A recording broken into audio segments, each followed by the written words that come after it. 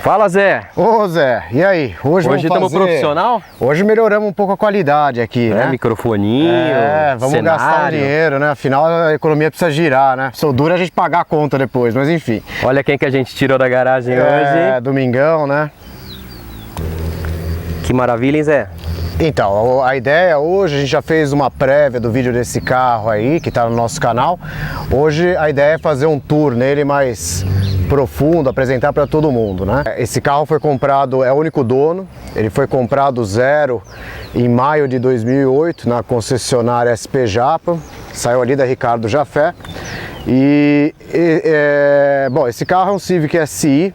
Foi o último lançamento da Honda nesse Civic dessa geração. Primeiro veio o LXS e o EXS, a gasolina. Bom, esse carro foi comprado em 2008, o carro era do meu pai. E em 2012 ele decidiu vender o carro.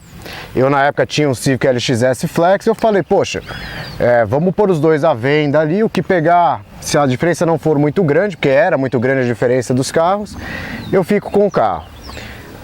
Eu encostei ele desde então e comprei um carro popular para usar no dia a dia. Carro popular, mas com motorzinho 1.6, né? Porque ninguém é de ferro. Então hoje vamos mostrar o carro. Ele nunca passou por nenhuma reforma, não foi um carro que nunca foi batido e tudo mais. E a nossa ideia é mostrar ele no detalhe, né? Custava 105 mil reais, se não me engano. Trazer isso, não tinha muitas questões tecnológicas visíveis, mas ele tem muitas questões tecnológicas mecânicas, né? Não pagamos esse preço no carro, na época eles começaram a ficar relativamente encalhados, e o preço desse carro na época, esse SI, foi o preço do EXS Zero. Ele tem 19,2 kg de torque. Para um motor 2.0 pode parecer pouco, mas depois nas filmagens internas que a gente for fazer, vocês vão ver que ele tem torque disponível a todo momento, apesar de ser 19,2 a 5.000 giros. Né? Mas ele responde bem, responde a contente para acompanhar o trânsito. Os primeiros VTECs que eu me lembro eram aqueles Civics 93, 94 chegaram no Brasil, modelo EX, acho que tinha 127 cavalos, e o Civiczinho VTI, que era um canhãozinho 1.6 com 160 cavalos, também era o avô desse carro, digamos assim, né? E esse carro me atrai pelo seguinte, quando eu vi o VTI eu achava um baita de um carrinho, mas achava um carro pequeno. Eu pensava, por que a Honda não põe esse motor num sedã? Pronto, 15 anos depois surgiu então, na grade, que no Civic SI ela é sempre pintada na cor do carro.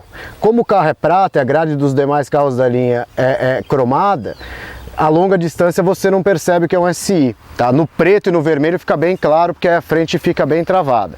Ele tem também aqui do lado a inscrição do IVTEC, que é uma diferença, né? A roda 17, que os outros eram 16. Eu acho muito bonita essa inscrição aí do lado. Eu nem paro o carro na rua porque eu tenho medo que roubem esse adesivo. É um adesivo muito bonito, eu gosto bastante. E o aerofólio traseiro, também é uma outra diferença em relação aos demais carros da linha, né? A ponteira do escapamento, como um carro 2008 que eu nunca mexi, ele tem alguns detalhes do tempo, alguns arranhãozinhos no para-choque. Selado. É um carro relativamente econômico, tá? Se você não abrir o VTEC na estrada, ele faz tranquilamente 13 km com litro. Na cidade ele faz 10. Como todo carro, a hora que você puxa o motor, o consumo cai drasticamente. Ele pode chegar a fazer 7 na cidade ali, né? Gosto aí muito dessa linha do Civic, acho a linha do Civic nova bonita. Mas eu prefiro essas lanternas traseiras duplas, que é uma característica do Civic. Interessante é que ele é um sedã, é um carro de 4 portas, ele tem um bom espaço interno. Sim. Tanto na frente quanto atrás, ele é 100% utilizável, dentro e fora, na frente e atrás. Entre eixos de 2,70 m ele tem, então ele tem um bom espaço traseiro. O que questionava-se muito na época... rígida, né? A gente vai falar também. Cuidado. Tinha 192.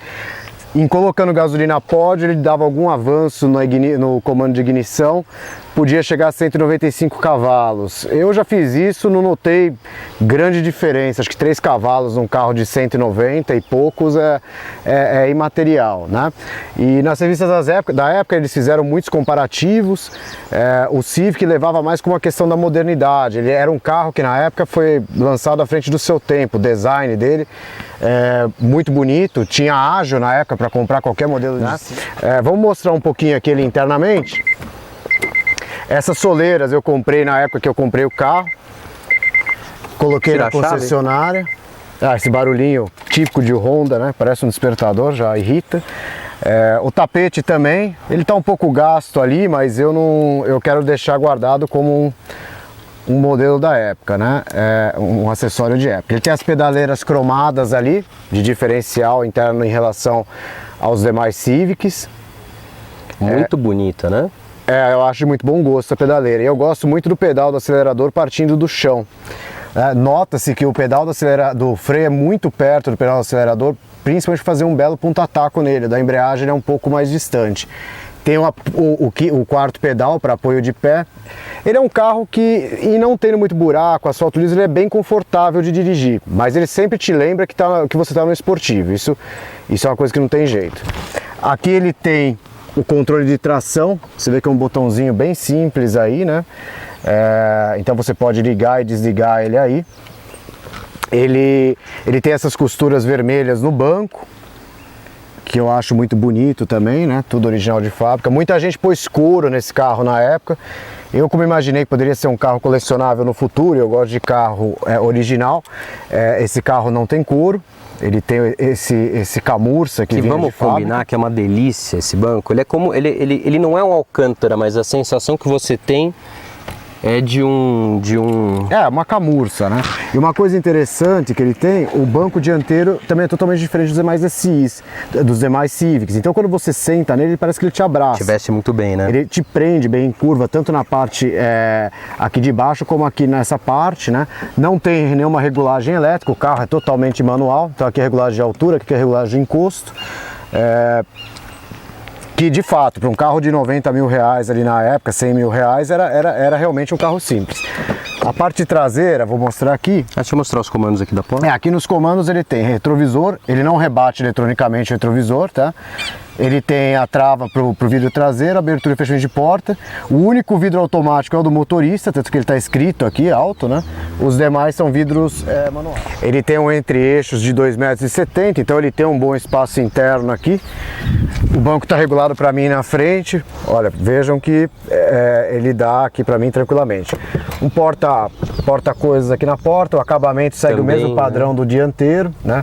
Aqui é um plástico, mas é um plástico muito bem feito, as maçanetas cromadas. O LXS não tinha esse detalhe também, só o XS e o SI, né?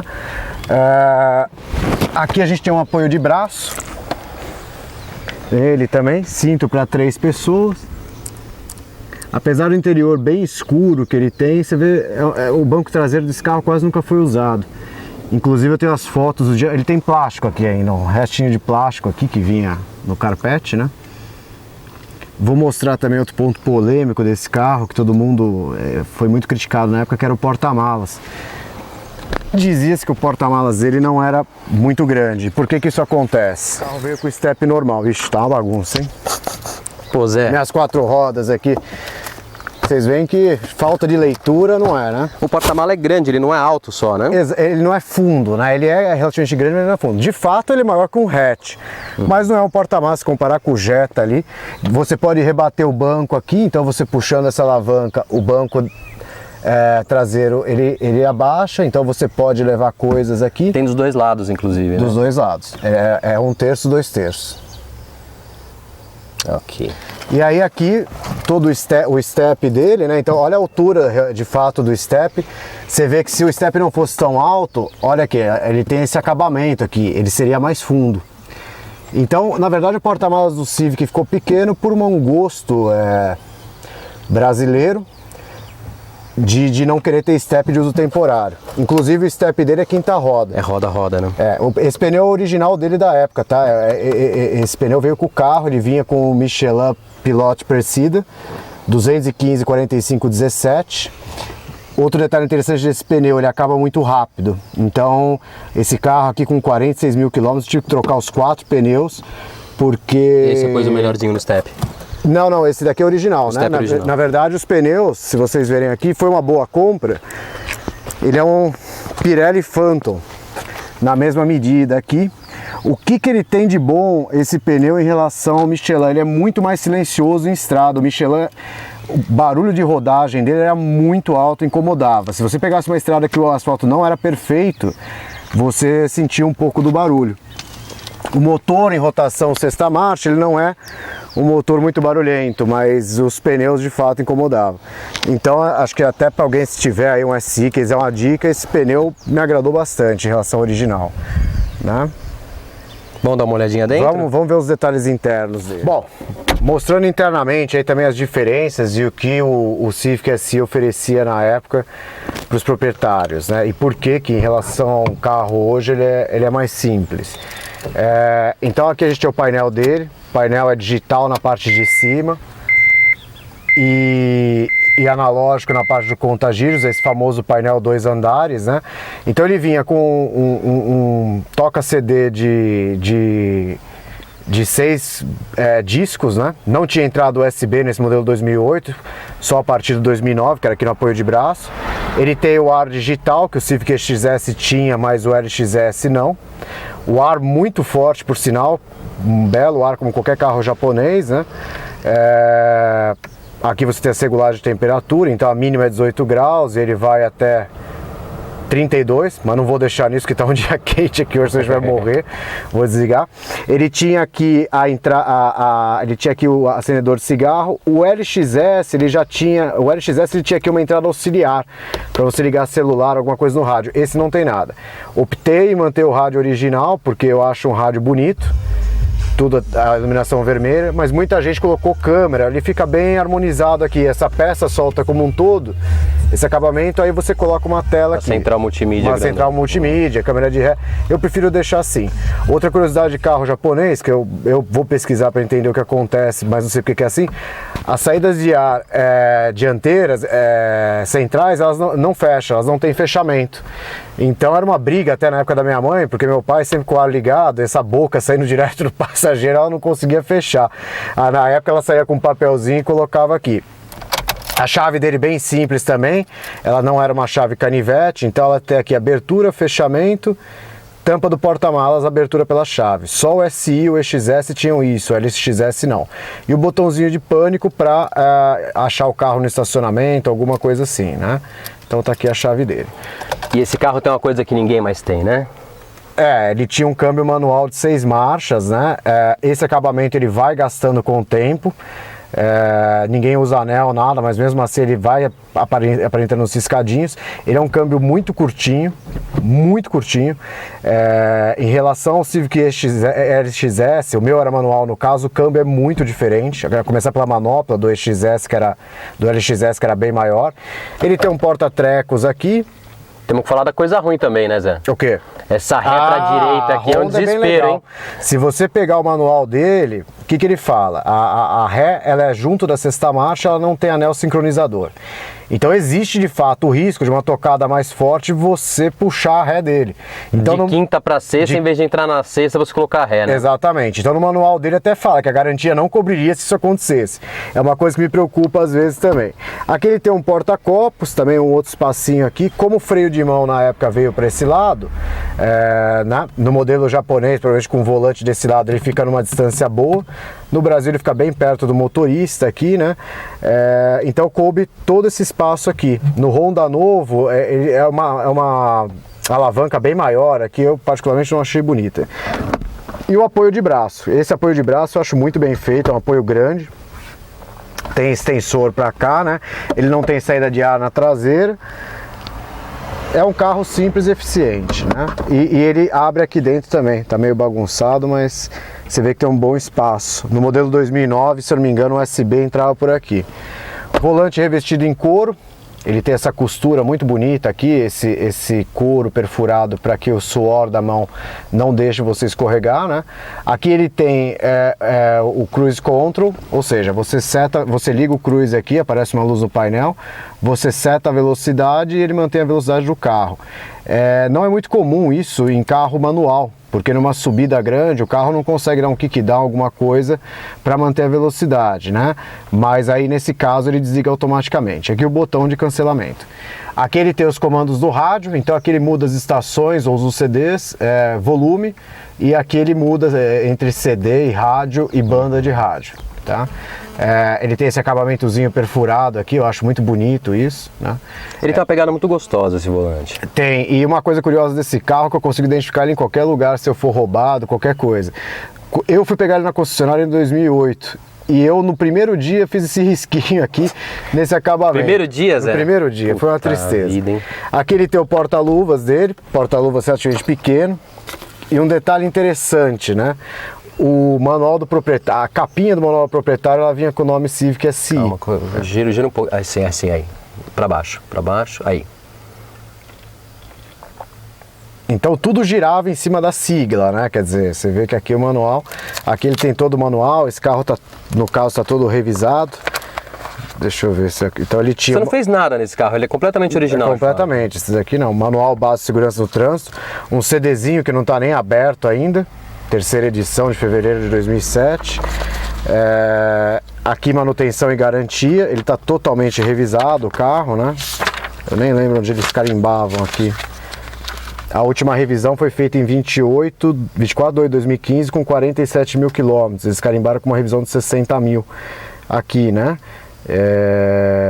Era por tempo, um ano ou 10 mil quilômetros. Aqui também, o dia que ele saiu da concessionária. A primeira revisão foi feita em 16/2/2009 com 9.500 quilômetros. E o carro, né? Aqui o manual, então tudo muito completo. Eu vou mostrar agora também o painel, que eu acho um show à parte, depois a gente pode dar uma olhadinha no motor. Deixa o painel, eu queria mudar. Bom, vou mostrar aqui.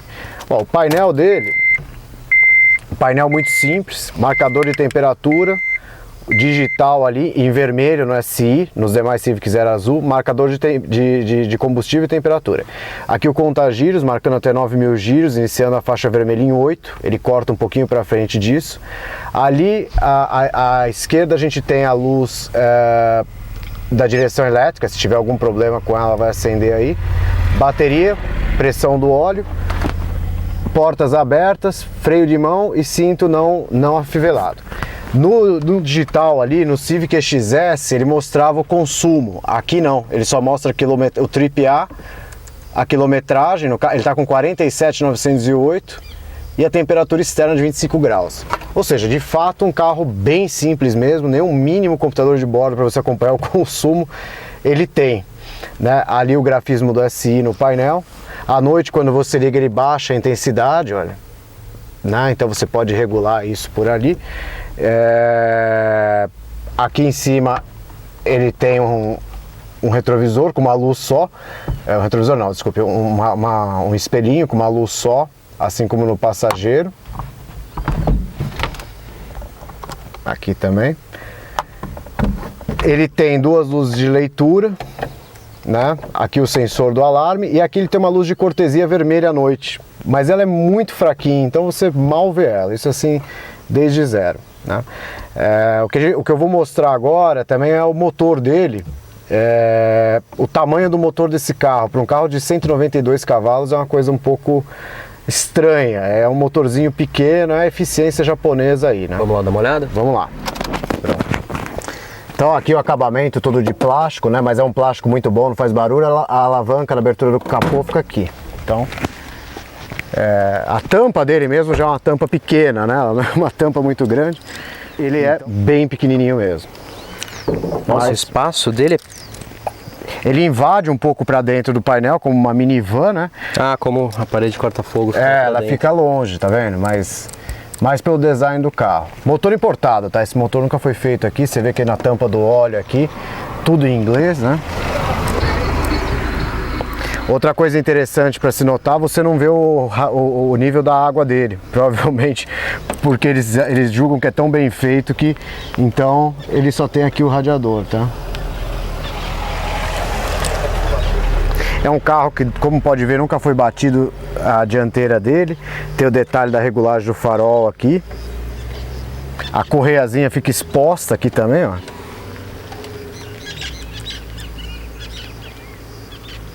Filtro de ar ali embaixo, é um pouco difícil para trocar ele. Tem esse acabamento anti-ruído aqui. Nota que ele é tão bem feito que ele tem uma setinha indicando aonde você deve apoiar a alavanca. Nossa, calma aqui. Liguei no automático aí, né? É difícil pegar essas coisas. Ele aparece aqui o tipo do gás do ar-condicionado, né? Para não camada de ozônio aqui, os detalhes. Alternador dele ali, você vê que tudo tamanho reduzido. Uma coisa que esse carro costuma dar muita dor de cabeça é a bateria. Se você olhar ela ali, é uma bateria bem pequena, eu acho que ela é 45 amperes, eu não sei ao certo agora. Mas para um carro desse tamanho ela não é uma bateria grande. Então esse carro, se você deixa ele muito tempo sem funcionar ele... Por que você fala do filtro de ar ser chato de trocar por causa dos por causa do brancos ali de acabamento, trás? exatamente, tem que desmontar toda essa parte aqui para tirar ele aqui. Então, E vai lá para trás, né? eu acho que é para evitar.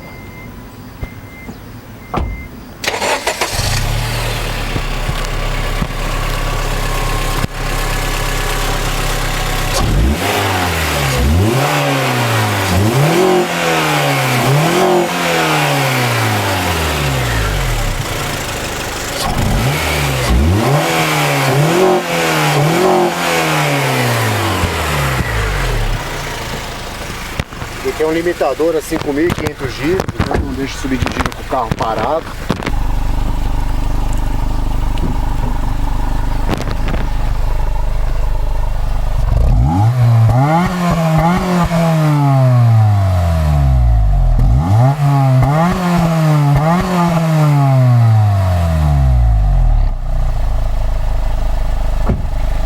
Bem legal, Zé. Vamos agora dar uma dirigidinha? Então, exatamente, pessoal, agora que a gente já fez todo o vídeo aqui, mostrando os detalhes do carro, o estado geral dele, vamos fazer uma voltinha dinâmica, mostrar um pouco questão de retomada.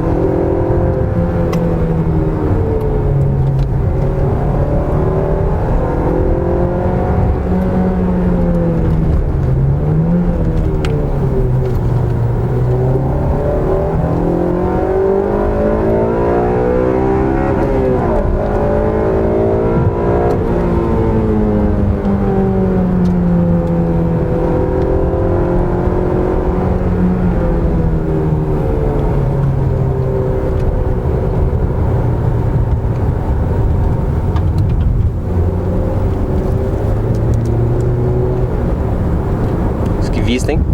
Lindo, né?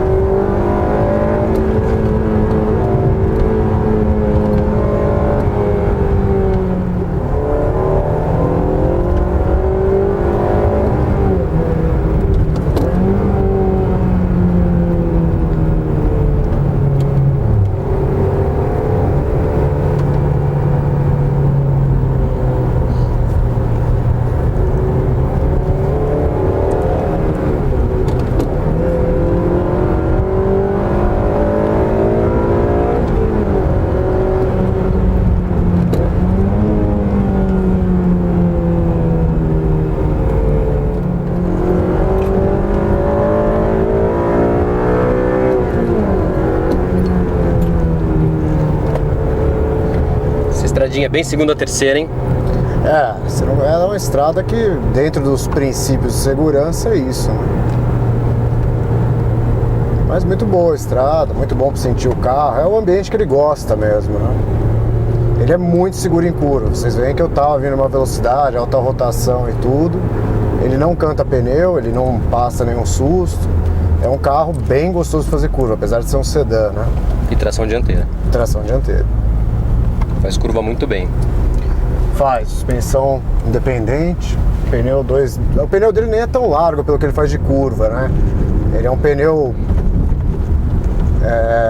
Nossa, estava tão concentrado que não tá vindo as informações. Ele é pneu 215, não é um pneu largo, a maioria dos carros é 225, que tentam fazer curva bem, né?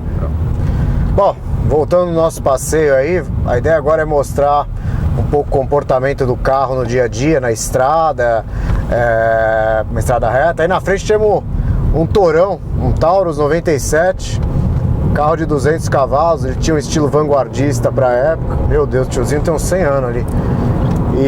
Mas foi um carro que não deu muito certo porque, além de caro, ele tinha um estilo que algumas pessoas achavam duvidoso. Então aqui eu vou entrar na rodovia, você vê que ele está indo aqui em quarta, né? A gente tem uma curva aqui, então aqui de novo a gente pode mostrar um pouco como a curva com esse carro ela pode ser bem feita, né? Todo o trabalho de suspensão, né?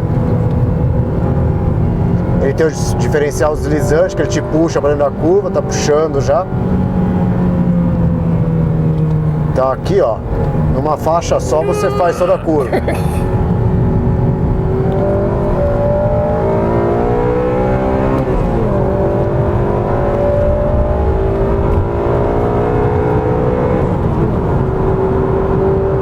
A rotação cai muito pouco depois que abre o VTEC de uma marcha para outra.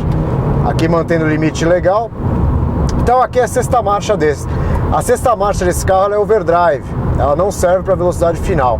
A velocidade final declarada pela Honda é de 215 km por hora. Limitada, né? Não é nem declarada pela Honda. Ela é limitada aí do teste que o pessoal andou fazendo. E de fato, ele chega em quinta a 8.000 giros com a luzinha do Shift Light piscando. Que aliás a gente pode fazer mostrar aí pro pessoal a luzinha piscando.